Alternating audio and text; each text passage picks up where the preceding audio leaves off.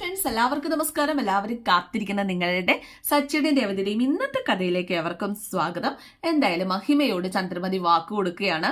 നിങ്ങൾ ധൈര്യമായിട്ട് ബാക്കി കാര്യങ്ങൾ നോക്കിക്കോ. ആ ചടങ്ങില് സച്ചി ഉണ്ടാവില്ല, നിങ്ങളെ അസ്വസ്ഥമാക്കുന്ന ആരും ഉണ്ടാവില്ല.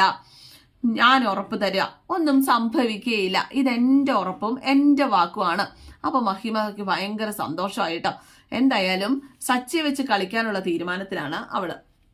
ഇത് ഈ വീട്ടിൽ അവതരിപ്പിച്ചു കഴിയുമ്പോൾ സച്ചിക്ക് ദേഷ്യം വരുമെന്നും സച്ചി ശ്രീകാന്തുമായിട്ട് വഴക്കുണ്ടാക്കും, അല്ലെങ്കിൽ വർഷയായിട്ട് വഴക്കുണ്ടാക്കും. സച്ചിക്ക് വർഷയോട് ദേഷ്യമാകും, വർഷയും ശ്രീകാന്തിന് അവസാനം ഇവിടെ നിന്ന് ഇറങ്ങേണ്ടി വരും എന്നൊക്കെ മഹിമയ്ക്ക് അറിയാം. അങ്ങനെ വീട്ടിലേക്ക് പോകുമെന്നാണ് പ്രതീക്ഷ. ചന്ദ്രമതി മഹിമയ്ക്ക് വാക്ക് കൊടുത്തെങ്കിലും എങ്ങനെ ഇവനെ ഒന്ന് മാറ്റി നിർത്താന്നാണ് പിന്നെ ആലോചിക്കുന്നത്.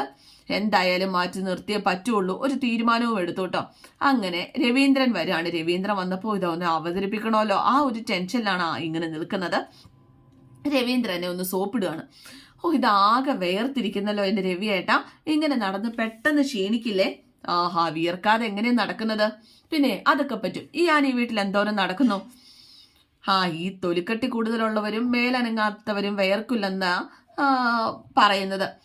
നീ ഇതിലേതിപ്പെടും, നീ വേർക്കാറില്ലല്ലോ എന്ന് പറഞ്ഞപ്പോഴേക്കും ഈ രവിയേട്ടന്റെ ഒരു കാര്യം എന്ത് പറഞ്ഞാലും തമാശ. സത്യം പറഞ്ഞ രവിയേട്ടന്റെ തമാശ എന്തിഷ്ടാണെന്നറിയോ? അതുകൊണ്ടല്ലേ ഞാൻ എഴുതുന്ന പുസ്തകത്തിന്റെ തലക്കെട്ടില് നിന്റെ പേര് വെച്ചത്. എപ്പോ പുസ്തകം എഴുതുന്നോ? പിന്നെ അതറിഞ്ഞില്ലേ? ചന്ദ്രയുടെ പ്രിയപ്പെട്ട 1001 കോമഡികൾ എന്ന പേരിൽ ഞാനൊരു പുസ്തകം എഴുതാൻ ആലോചിക്കാം. വായിച്ചിട്ട് എല്ലാരും ചിരിക്കട്ടെ. കളിയാക്കിയതെന്ന് ചന്ദ്രയ്ക്ക് മനസ്സിലായിട്ടോ. ഇതിന്റെ ഒരു കുറവേ ഉള്ളൂ. ചന്ദ്ര വല്ലതും പറഞ്ഞോ? നന്നായി. രവിയേട്ടന്റെ തമാശ വായിച്ച് നാട്ടുകാർക്ക് ചിരിക്കാനുള്ള ആ അവസരം ഉണ്ടല്ലോ. എന്തായാലും നോയിക്കോ, രവിയേട്ടൻ പ്രശസ്തനായ ഒരു എഴുത്തുകാരനായിട്ട് മാറും. രവിയേട്ടൻ ഇരിക്കെ ഞാൻ ജ്യൂസ് എടുത്തിട്ട് വരാവേ. വിയർത്തതല്ലേ, ഒന്ന് തണുക്കട്ടെ. അത് നല്ലതാ, വിയർത്തിരിക്കുമ്പോ ഒന്ന് തണുക്കുന്നത് നല്ലതാ. ചെല്ല്, നീ ജ്യൂസ് എടുത്തിട്ട് വാ. ഈശ്വരാ, ഈ മനുഷ്യൻ ശരിക്കും പുസ്തകം എഴുതി പണി തരുമോ എന്ന് പെറുപിറുക്കാണ് കേട്ടോ. എന്തായാലും ചന്ദ്ര പതുങ്ങി പോകാനായിട്ട്, ജ്യൂസ് എടുക്കാൻ പോകാനായിട്ട് തുടങ്ങാണ്. ഇതിന്റെ ഇടയ്ക്ക് മൊത്തം ആലോചന ഇത് എങ്ങനെ അവതരിപ്പിക്കുന്നതാണ്. അപ്പോഴേക്കും രവീന്ദ്രൻ, ചന്ദ്രയെ ഒന്നിങ്ങ് വന്നേ. എന്ത് രവിയേട്ടാ? അല്ല, നീ ഇവിടെ ഇരുന്നേ, എനിക്ക് കുറച്ച് കാര്യങ്ങൾ പറയാനുണ്ട്. അങ്ങനെ ചന്ദ്രനെ പിടിച്ചിരുത്തിയിട്ടോ. അതെ, ഞങ്ങളുടെ നാട്ടിലൊരു നാണിത്തല്ല ഉണ്ടായിരുന്നു. എന്തിനും ഏതിനും ദോഷം കണ്ടുപിടിക്കാൻ അവരെ കഴിഞ്ഞിട്ടേ ഉള്ളു വേറെ ആരും. അവരുടെ സ്വഭാവം എന്ന് പറഞ്ഞാൽ അമ്പലപ്പുഴ പാൽപായസം കുടിച്ചിട്ട് പറയും പായസം പോരാ, പാലും മധുരവും കൂടുതലാന്ന്. തള്ള കൊള്ളാലോ. എന്നിട്ടോ അവർക്ക് ശേഷം അവരെപ്പോലെ ഒരാളെ ഞാൻ കാണുന്നതേ നിന്നെയാ. പിന്നെ ദോഷം പറയല്ലോ ചന്ദ്രേ, നീ അവരെക്കാളും പിടിക്കുക. പോ രവിയേട്ടാ ഒന്ന്. ഈ രവിയേട്ടന്റെ ഒരു തമാശയല്ല, കാര്യമായിട്ട് പറഞ്ഞതാ. ഞാൻ എന്ത് പറഞ്ഞാലും ദോഷം മാത്രം കാണാറുള്ള നീ എന്നെ തമാശക്കാരനായിട്ട് കാണുന്നത്? എന്തോ കാര്യം ഉണ്ടല്ലോ. നീ കാര്യം പറ. എന്നെ കൂടുതൽ തമാശ പറയിപ്പിക്കാതെ. അത് ഞാൻ ജ്യൂസ് എടുത്തിട്ട് വന്നിട്ട് പറയാം. അത് ജ്യൂസ് അല്ലല്ലോ, അത് സോപ്പല്ലേ. ഞാനങ്ങ് സഹിച്ചു, ഞാൻ കുടിച്ചൂന്നങ്ങോട്ട് വിചാരിച്ചോ. നീ പറ. അതേ, അത് പിന്നെ രവിയേട്ടാ, വർഷയുടെ അമ്മ വന്നായിരുന്നേ.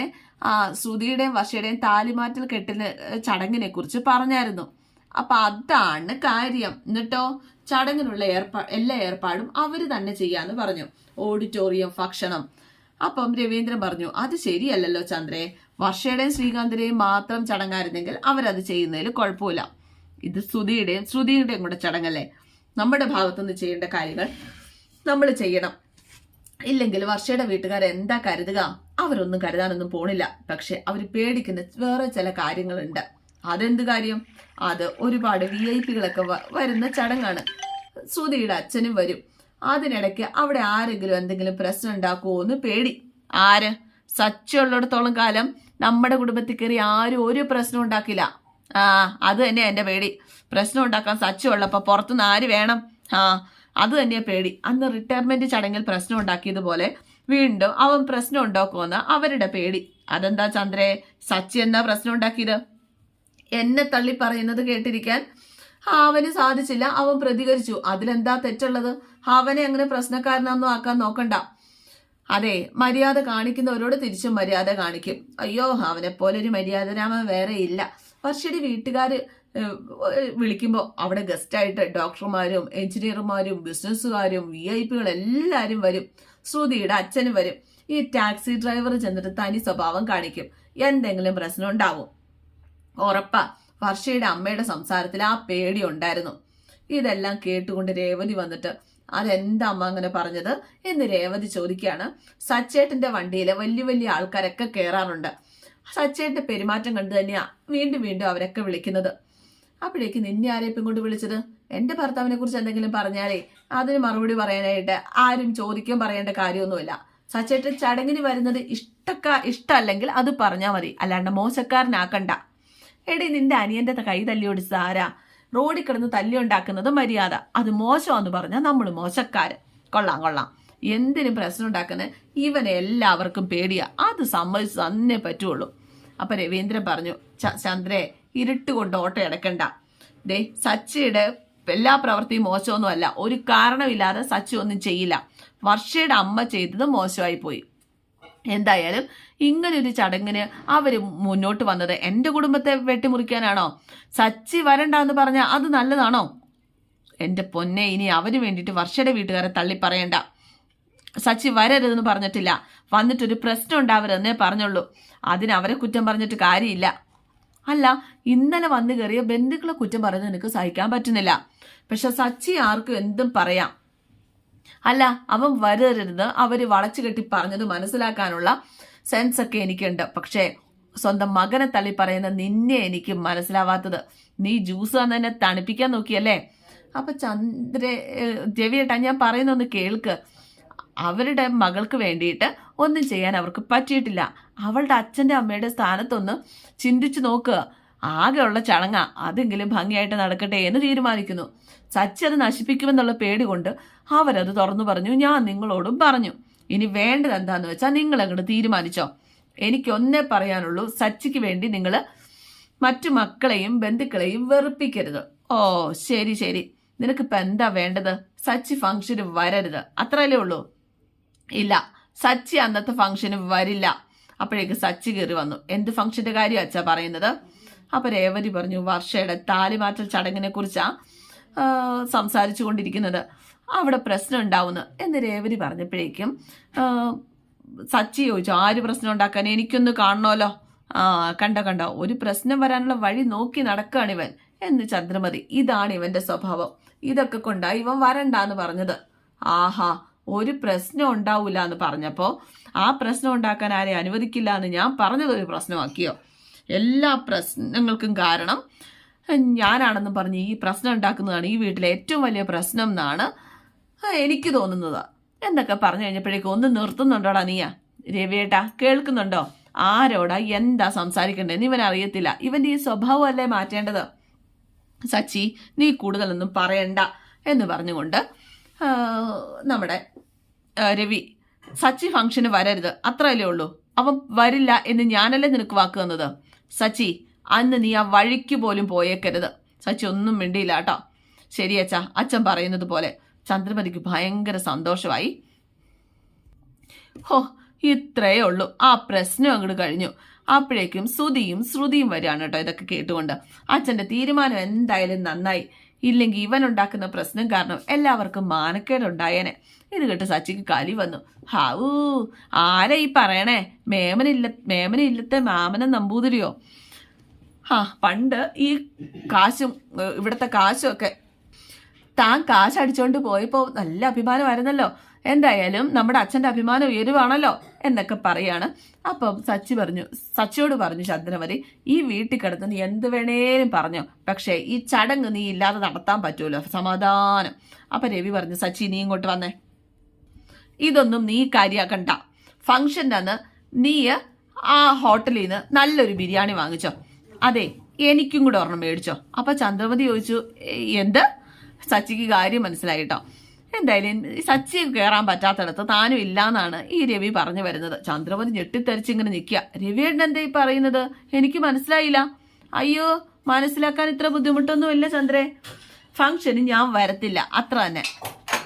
എന്റെ മോനെ മാറ്റി നിർത്തുന്ന ഒരിടത്തും എനിക്ക് വരാൻ താല്പര്യമില്ല. രവിയേട്ടൻ എന്താ ഈ പറയുന്നത്? ഇതൊന്നും ശരിയല്ല കേട്ടോ. വർഷയുടെ വീട്ടുകാരോട് ഞാൻ എന്ത് പറയും? എന്ത് പറയണമെന്ന് ഞാൻ പറഞ്ഞു തരാം. ഈ വീട്ടിലെ 2 ഡ്രൈവർമാരാണ്. ഒരു ടാക്സി ഡ്രൈവറും ഒരു KSRTC റിട്ടയർഡ് ഡ്രൈവറും. ഞങ്ങൾ 2 ഡ്രൈവർമാർ കാരണം ആരുടെ നിലയും വിലയും പോകണ്ടെന്ന് കാര്യം ഞങ്ങൾ മാറി നിൽക്കുക നിങ്ങൾ പറഞ്ഞാൽ മതി കേട്ടോ. അപ്പൊ രേവതി പറഞ്ഞു, സച്ചേട്ടനും അച്ഛനും പോകാത്ത ഫംഗ്ഷന് ഞാനും പോവില്ല. അപ്പൊ പിന്നെ ബിരിയാണി 3 മേടിക്കാം അല്ലേ എന്ന് സച്ചി. അല്ല ചന്ദ്രേ, നീ ഉദ്ദേശിച്ച കാര്യങ്ങളൊക്കെ ശരിയായ സ്ഥിതിക്ക് നീ തന്നെ കാര്യങ്ങളൊക്കെ ഗംഭീരമാക്കി നടത്തിയിട്ടിങ്ങ് പോരെ കേട്ടോ. അപ്പയും വർഷയും ശ്രീകാന്തും കൂടെ വരികയാണ് കേട്ടോ. എന്താ ഞങ്ങളില്ലാത്തൊരു ഫാമിലി മീറ്റിംഗ് എന്ന് വർഷ ഇങ്ങനെ ചോദിക്കാം. അത് പിന്നെ മോളെ, ഞങ്ങൾ ഫംഗ്ഷന്റെ കാര്യങ്ങളൊക്കെ ആലോചിക്കുകയായിരുന്നു. അമ്മ വിളിച്ചിരുന്നു. എല്ലാ ഒരുക്കങ്ങളും ഭംഗിയായി നടക്കുന്നു എന്നാ പറഞ്ഞേ. ശ്രീകാന്തേ, എനിക്കൊരു കാര്യം പറയാനുണ്ട് എന്ന് രവീന്ദ്രൻ. ഫംഗ്ഷന് എനിക്ക് വരാൻ പറ്റില്ല. അതെന്താ അച്ഛന് വരാൻ പറ്റത്തില്ലാത്തത്? അപ്പൊ രേവതി പറഞ്ഞു, എനിക്കും വരാൻ പറ്റില്ല. ചേച്ചി എന്താ പറയുന്നേ, നിങ്ങളൊന്നും ഇല്ലാതെ എന്ത് ഫംഗ്ഷൻ? അപ്പൊ രവീന്ദ്രൻ പറഞ്ഞു, എന്ത് ചെയ്യാനാ, നമ്മുടെ കുടുംബത്തിലൊരു ചടങ്ങ് നടക്കുമ്പോൾ നമ്മുടെ കുടുംബത്തിലെ എല്ലാവരും സന്തോഷിക്കണ്ടേ. എൻ്റെ ഒരു മകനെ മാറ്റി നിർത്തിയിട്ട് ഞാൻ എങ്ങനെയാ സന്തോഷിക്കുക എന്ന് ചോദിച്ചു കഴിഞ്ഞപ്പോഴേക്ക്, മാറ്റി നിർത്താനോ? ആരെ മാറ്റി നിർത്താൻ എന്ന് ചോദിച്ചു കഴിഞ്ഞപ്പോഴാണ് നമ്മുടെ രവീന്ദ്രൻ കാര്യം പറയുന്നത്. രവീന്ദ്രനല്ല, രേവതിയാണ് കാര്യം പറയുന്നത് വിശദമായിട്ട്. സച്ചേട്ടൻ വരരുത് എന്ന് ഈ ഒരു ചടങ്ങിന് സച്ചേട്ടൻ ഉണ്ടാവരുതെന്ന് പറഞ്ഞു. ആരാ പറഞ്ഞത്? അത് വർഷയുടെ അമ്മ പറഞ്ഞു. എന്താ വർഷ ഇത്, നിന്റെ അമ്മേന്റെ ഇങ്ങനെയൊക്കെ എന്ന് ശ്രീകാന്ത് ചോദിച്ചപ്പോ, എനിക്കറിയില്ല, ഞാൻ അമ്മയെ ഇപ്പൊ തന്നെ വിളിക്കാം. അപ്പോഴേക്കും ചന്ദ്രമതി, മോളെ ഇനി ആരെയും വിളിക്കാനൊന്നും നിൽക്കണ്ട. വർഷയുടെ അമ്മ അങ്ങനെയൊന്നും പറഞ്ഞിട്ടൊന്നുമില്ല. ഇവൻ വല്ല പ്രശ്നം ഉണ്ടാക്കിയല്ലോ എന്ന് കരുതി ഞാനാ പറഞ്ഞത് സച്ചി വരാതിരിക്കുന്ന നല്ലതെന്ന്. അപ്പൊ ശ്രുതി പറഞ്ഞു, ആന്റി പറയുന്നതിലും കാര്യമുണ്ട്. ഏത് ഫംഗ്ഷനിലും എന്തെങ്കിലും പ്രശ്നം ഉണ്ടാക്കുന്നത് സച്ചിയുടെ പതിവല്ലേ. നമ്മുടെ മുന്നിലെ എത്രയോ ഉദാഹരണങ്ങളുണ്ട്. നല്ലൊരു കാര്യം നടക്കുന്നിടത്ത് ആവശ്യമില്ലാത്തൊരു പ്രശ്നം വേണ്ടെന്നേ ആന്റി ഉദ്ദേശിച്ചിട്ടുള്ളൂ. അപ്പൊ രവി പറഞ്ഞു, സച്ചി അങ്ങനെ ആവശ്യമില്ലാത്ത പ്രശ്നമൊന്നും ഉണ്ടാവില്ല. പിന്നെ ഒരാളെ മാത്രം മാറ്റി നിർത്തുന്നത് ശരിയല്ല എന്നാണ് ഞാൻ പറഞ്ഞത്. അച്ഛ അങ്ങനൊന്നും പറയല്ലേ, അതെനിക്ക് നാണക്കേടാ. ഇവര് മാറ്റി നിർത്തണ്ട, ഈ ചടങ്ങ് ഞാനങ്ങോട്ട് ബഹിഷ്കരിക്കുക, തീർന്നില്ലേ? എന്നെ കരുതിയിട്ട് ആരും പോകാതിരിക്കണ്ട. അല്ലെങ്കിൽ തന്നെ നമ്മൾ ടാക്സി ഡ്രൈവർമാർക്ക് ഓഡിറ്റോറിയത്തിനകത്തിരുന്ന ബോറടിക്കും. നമ്മളിങ്ങനെ പുറത്തൊക്കെ കറങ്ങി നടന്ന് അടിച്ചു പൊളിച്ചങ്ങ് നടക്കും. ഇത് കേട്ടിട്ട് രേവതിക്ക് സങ്കടം വരുന്നുണ്ട് കേട്ടോ. എന്തായാലും കുറെ പൊങ്ങച്ചക്കാരെ കാണാതെ രക്ഷപ്പെടാലോ. അപ്പൊ ശ്രീകാന്ത് ചോദിച്ചു, സച്ചേട്ടൻ ഇല്ലാതെ ഞാൻ ഈ ഫംഗ്ഷന് പോകുന്നു സച്ചേട്ടന് തോന്നുന്നുണ്ടോ? എല്ലാം കൂടെ വെട്ടിലാവുകയാണ് നമ്മുടെ ചന്ദ്രമതി. അപ്പൊ വർഷ ചെന്നിട്ട് രേവതി പറഞ്ഞു, ചേച്ചി, ഞങ്ങളുടെ കല്യാണത്തിന് കുടുംബം കൂടെ ഇല്ലാത്ത കുറവ് തീർത്തത് രേവതി ചേച്ചിയാ. എന്നിട്ട് രേവതി ചേച്ചി മാറി നിൽക്കാനായിട്ട് ഞാൻ സമ്മതിക്കുവോ? ചേച്ചി എന്തായാലും ഫംഗ്ഷന് വന്നേ പറ്റുള്ളൂ. എന്റെ ഭർത്താവിന് സ്ഥാനമില്ലാത്തടത്ത് ഞാൻ എങ്ങനെയാ വരുന്നത് എന്ന് രേവതി ചോദിക്കുകയാണ്. അതെനിക്ക് പറ്റില്ല വർഷേ, എന്നോടൊന്നും തോന്നരുത്. അപ്പോഴേക്കും രവി പറഞ്ഞു, ശ്രീകാന്തേ നീ വിഷമിക്കണ്ട, ഞങ്ങളില്ലാത്ത കുറവ് നിന്റെ അമ്മ നോക്കിക്കോളും. ഫംഗ്ഷൻ നല്ലതുപോലെ നടത്താനല്ലേ അമ്മ തീരുമാനിക്കുന്നത്. അപ്പൊ ശ്രീകാന്ത് ചോദിച്ചു, എന്തിനാ അമ്മ വേണ്ടാത്ത പ്രശ്നങ്ങൾ ഉണ്ടാക്കുന്നത്? എടാ, നിങ്ങളുടെ നല്ലതിന് വേണ്ടിയിട്ടാണ് ഇത് പറയുന്നത്. ഇതൊന്നും ഇപ്പൊ നിങ്ങൾക്ക് മനസ്സിലാവത്തില്ല. അപ്പോഴേക്ക് ശ്രീകാന്ത് പറഞ്ഞു, സച്ചേട്ടനെ മാറ്റി നിർത്തിയിട്ട് കിട്ടുന്ന നല്ലതൊന്നും എനിക്ക് വേണ്ട. അതിന്റെ ആവശ്യമില്ല. നിങ്ങളെല്ലാരെയും മാറ്റി നിർത്തി കല്യാണം കഴിച്ചതിൽ ഞാൻ എന്തുമാത്രം വേദനിച്ചുവെന്ന് എനിക്ക് പറഞ്ഞറിയിക്കാനായിട്ട് പറ്റത്തില്ല. അപ്പൊ ഇങ്ങനെ ഒരു ചടങ്ങിന് ഇനി അങ്ങനെ ഒരു അവസ്ഥ ഉണ്ടാവരുത് എന്ന് എനിക്ക് നിർബന്ധമുണ്ട്. നല്ലതിനും ചീത്തയ്ക്കും എല്ലാം എൻ്റെ കുടുംബം എൻ്റെ ഒപ്പം ഉണ്ടാവണം. എല്ലാവരും എനിക്കൊപ്പം ഉണ്ടാകണം. അതാ എൻ്റെ ആഗ്രഹം. അപ്പൊ വർഷ പറഞ്ഞു, എൻ്റെ അമ്മ പറഞ്ഞതൊന്നും കാര്യമാക്കണ്ട, പറഞ്ഞിട്ടുണ്ടെങ്കിൽ തന്നെ അത് കാര്യമാക്കണ്ട, ഞാൻ സംസാരിച്ചോളാം. അപ്പൊ രവി പറഞ്ഞു, സച്ചി ഇല്ലാതെ ഞാൻ വന്ന അത് ശരിയാവില്ല മോളെ. അപ്പൊ ശ്രീകാന്ത് പറഞ്ഞു, സച്ചേട്ടൻ വരില്ലെന്ന് ആരാ പറഞ്ഞത്? സച്ചേട്ടൻ എനിക്ക് വേണ്ടി വരും. പിന്നെ നിനക്ക് വേണ്ടി ഞാൻ വരുമൊന്നുമില്ല എന്ന് സച്ചി പറയാണ്. കല്യാണം കഴിച്ചപ്പോൾ നിനക്ക് ആരും വേണ്ടായിരുന്നല്ലോ, ഇപ്പൊ നിനക്ക് എല്ലാരും കിട്ടി. എന്നെ മാത്രം അങ്ങോട്ട് ഒഴിവാക്കിയാരെ, നമ്മളില്ലേ ഒന്നിനും എന്ന് സച്ചി ആകെ സങ്കടപ്പെട്ട് പറയാണ്. ചന്ദ്രമതിക്ക് അത് കേൾക്കുമ്പോൾ സന്തോഷമാണ്. പക്ഷേ നമ്മുടെ സച്ചിയുടെ അരികിൽ ചെന്ന് ശ്രീകാന്ത് സച്ചിയുടെ കാല് പിടിച്ചിട്ട് ഇങ്ങനെ ഇരിക്കുക. അപ്പോൾ ഇന്നത്തെ എപ്പിസോഡ് ഇവിടെ അവസാനിക്കുകയാണ്. എല്ലാവർക്കും ഇഷ്ടമായെന്ന് വിചാരിക്കുന്നു. സിയോഗി, താങ്ക് യു.